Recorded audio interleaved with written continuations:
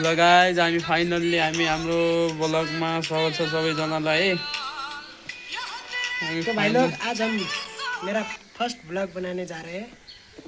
सबैले like subscribe share अनि अरू के भन्नुपर्छ?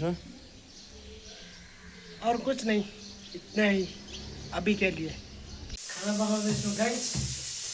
हामी खाना बनाउँदैछौँ ल गाइज है।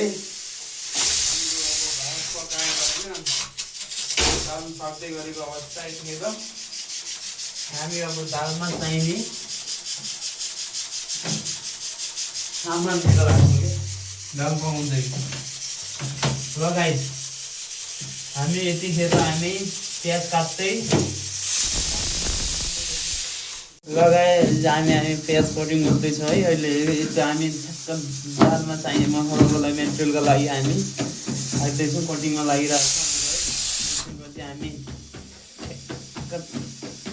दाल बनाइसकेपछि ट्याक्क खाना खान्छौँ। त्यसपछि हामी अझ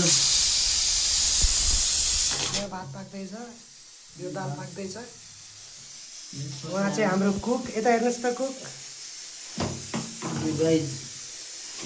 हामी काम रेडी भइसक्यो। अब दाल भुट्नु रेडी भइसक्यो होइन। हामीले प्याज अनि के पानी अनि के भन्छ यसमा चामल हालिसक्यो है। त्यसपछि एकछिनपछि हाम्रो दाल तयार हुन्छ। हामी अब मसला हाल्छौँ है गाइस। टक्क मसला हाल्दैछौँ। त्यसपछि हाम्रो खाना पाक्छ होइन। हामीले ल मिक्स मसला हाल्यौँ, त्यसपछि हामी हल्दी हाल्छौँ, त्यसपछि हामी मिर्ची पाउडर हाल्छौँ, त्यसपछि हामी नुन हाल्छौँ। अब बल्ल हाम्रो अब के भयो दालको लागि मसला पनि रेडी भयो गाइस। हामी एकछिनपछि